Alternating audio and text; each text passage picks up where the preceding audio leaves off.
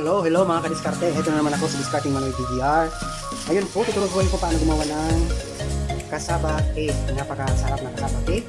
Napakadali lang po. Tara, umpisa na tayo. Umpisa na sa pagbalat ng kamuting kahoy.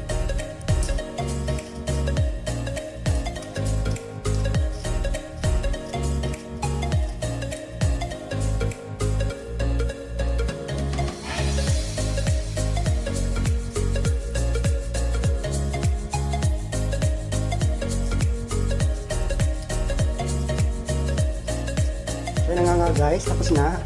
Ako magbalat, tugasan mo natin.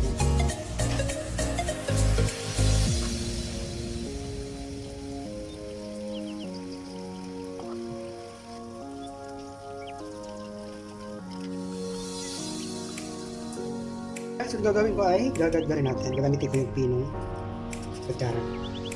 So umpisa na ako magdagdag.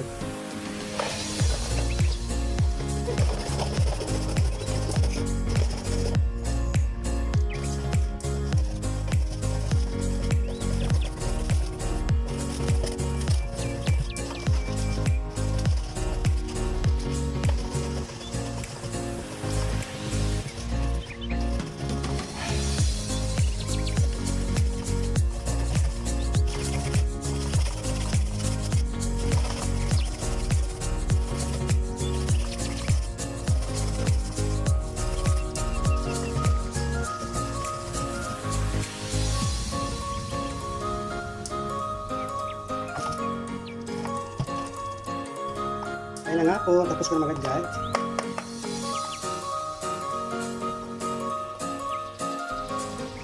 Next kung gagawin, balay ko dito sa patutuloy natin. Mamaya pigyan ko na lang ulit.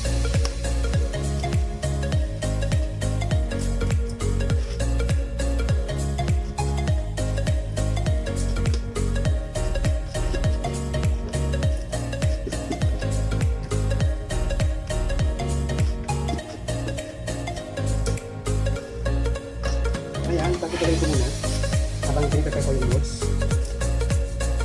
Pinipepay ko muna yung wood bago pigaan. Pagkituloy ko lang. So, sa natin gagawin, ito na. Kung gamitin ko na ito, small. Yung tama na yung laki. Maglagay ko ng sugar, 1/2 tablespoon. Dahil puti itong sugar, gusto ko medyo dark ang kulay, halo ko siya ng brown.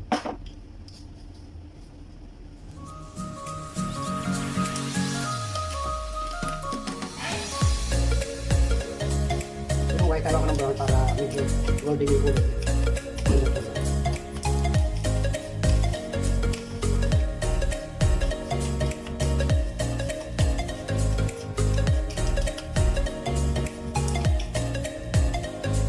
Pero mas maganda kung meron kayong whisk segunda mano na sugar, hindi siya masyadong pula.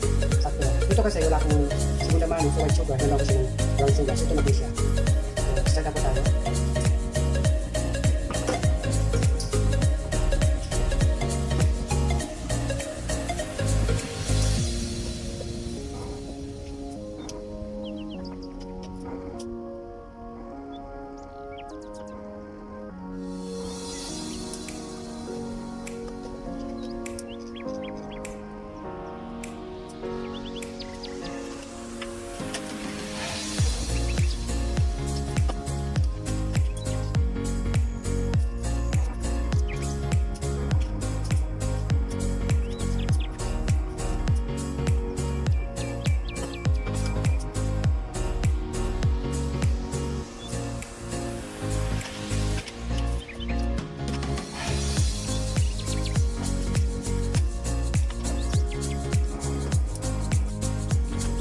Kaya natapos ko na. Isila tayo sa kamuting kahoy. Ito na nga, tulo na siya. Ipigaan ko pa rin siya para, pero hindi siya pigang-piga. Bawasan natin ng konting grease.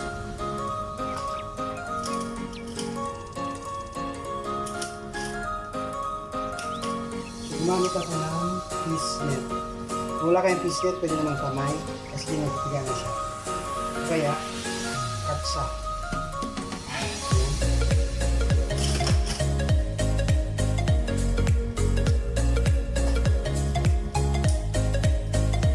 Bawasan na natin konting grease.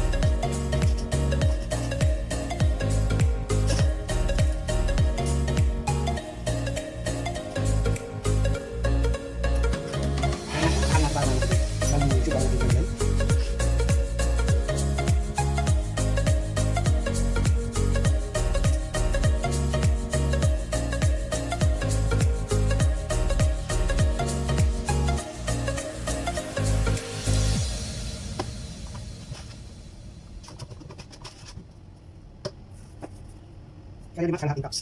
Consider natin namin. So, gamit ako ng isang condensed milk. Condensed milk po, isa. Isang can.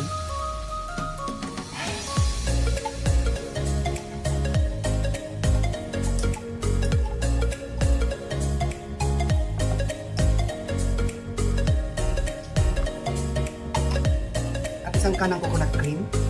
Ayan, coconut cream. 400 ml.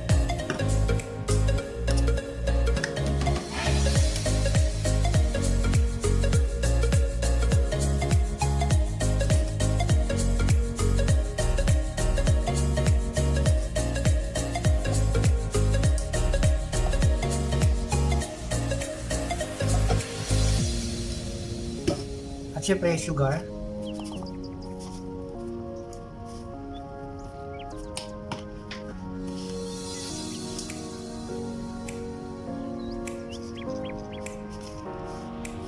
One and a half cup na sugar.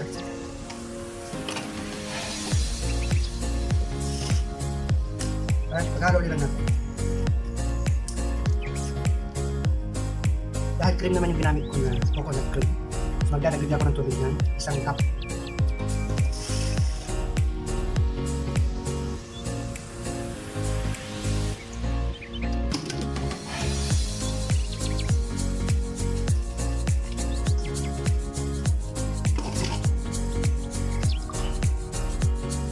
Lagay ko ng 4 na itlog.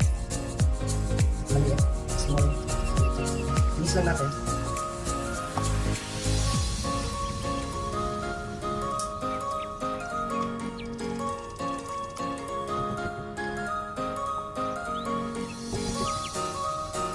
Gamit ako ng wire whisk para madali siya mag-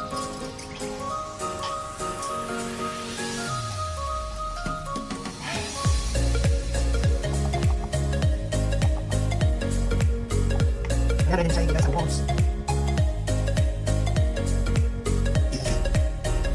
Abangin natin na kumulo yung tubig. Nalalagay tayo sa bowls na mixture.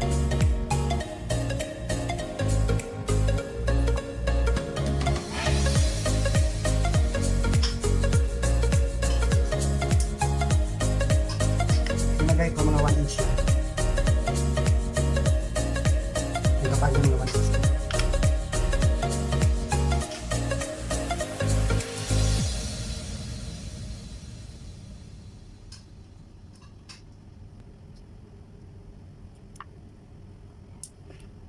Kailangan natin mulok sa lalagay.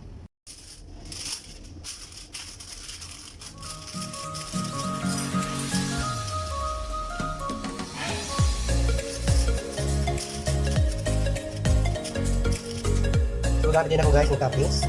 Grated cheese. Ito mag-grate ako ng cheese. Yan. Gamit ko. Low fat.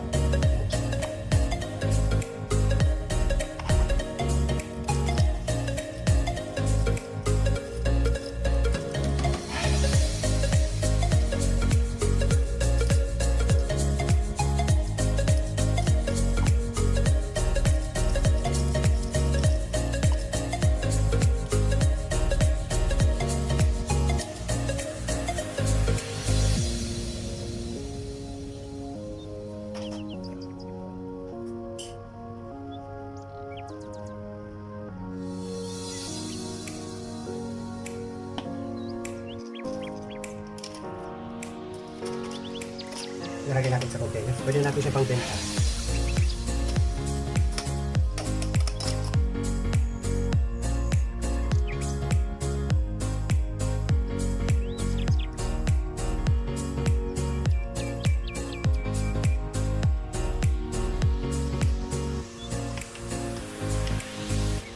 Yan, nakikita nyo. Yung kasama na patayan.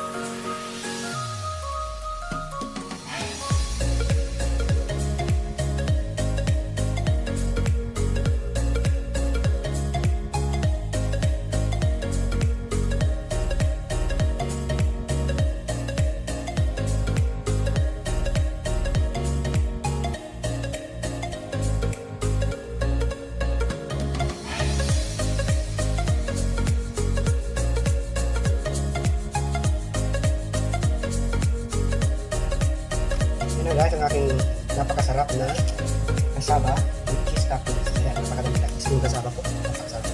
So, ganyan. Pwede na pang negosyo. Sana nakatulong sa inyo.